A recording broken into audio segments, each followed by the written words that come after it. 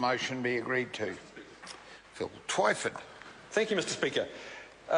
Labor's supporting this bill at third reading. It's a pretty uncontroversial, technical bill. I mean, it's only here in the House today, Mr Speaker, because of incompetence in the drafting by the government of the transitional legislation for the establishment of the Auckland Super City. It's only the government's incompetence that we're here spending taxpayers' money debating this bill that should never ever have been brought before this House, because it is fundamental, sir, that these local boards have to have the powers to delegate their tasks and responsibilities to the staff of the council. That is fundamental to their operation, and yet the government was so incompetent it put those provisions into transitional legislation that had a sunset clause.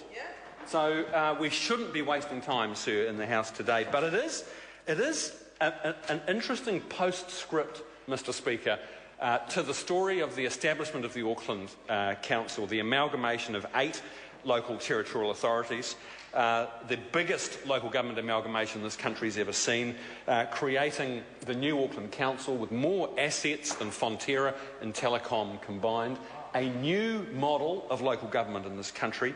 And I think this is a good opportunity, sir, just to reflect on the story of that amalgamation.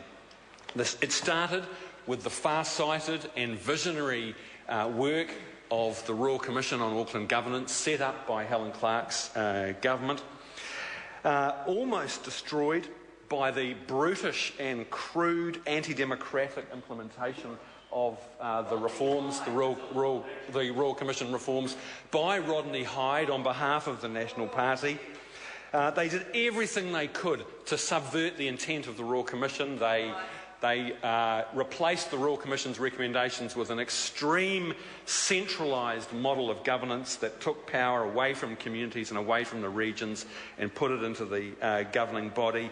They corporatised 75% of Auckland Council's assets and operations into these so-called council-controlled organisations who do most of their business behind closed doors. And unsurprisingly, the people of Auckland were alarmed. They were alarmed at the threat to their assets, because it was very clear to everybody in Auckland over those years when the Super City was being set up that the way Rodney Hyde and the National Party went about it was simply with the purpose of setting up the assets in these corporatised entities so they could be flogged off once John Banks won the mayoralty. That was clearly the plan, and understandably the people of Auckland were alarmed.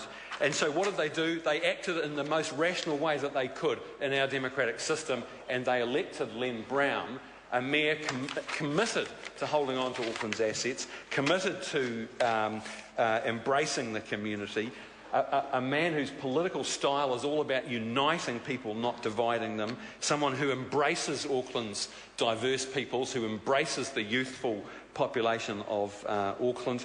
And it's Len Brown's inclusive and dynamic leadership as the mayor of the first mayor of the Auckland Super City that has really snatched victory from the jaws of the National Party's best efforts to steal Auckland's democracy and sell off its assets. That, sir, is the story so far of the Auckland Super City. And I want to remember the debates that we had in this House about, for example, the establishment of the local boards that this bill, sir, seeks to rectify the issue of the ability to delegate their powers.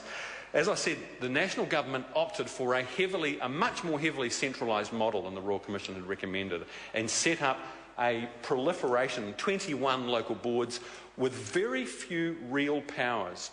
No power to own property, no power to make bylaws or regulations. They are there simply as a kind of public engagement mechanism to advocate on behalf of their communities.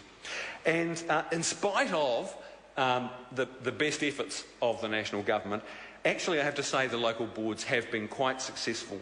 The jury, I think, is probably out still as to whether it's a successful model for the Auckland Council, but by and large, for 2 reasons. One, the tireless efforts of good, committed community leaders on those local boards working on behalf of their communities, and the inclusive leadership of Mayor Len Brown and his council, who, for example, involved the chairs of all those local boards in the Unitary Plan Committee that's been working so hard in recent months.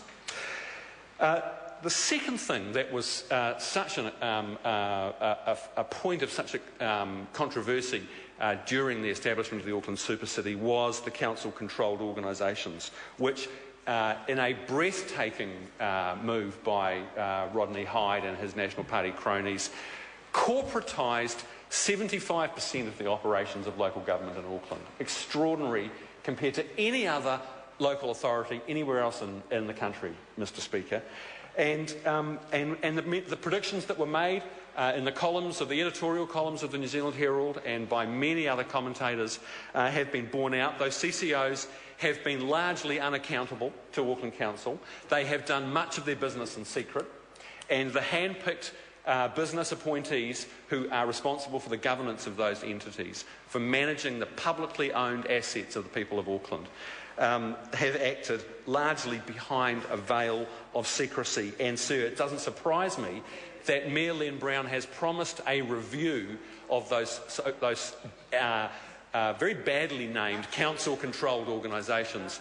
Len Brown and his council have promised after the local government elections to do a review of those council-controlled organisations to determine whether or not that is the best structure for them, and to look, I think, at bringing some of them back in-house so they are subject to much more democratic control.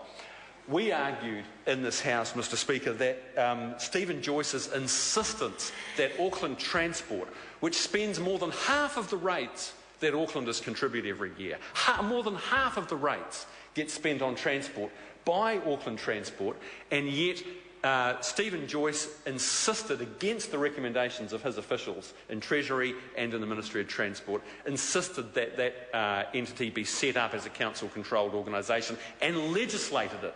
The only local government transport organisation in the whole country that Parliament has mandated by legislation has to be set up as a corporate entity.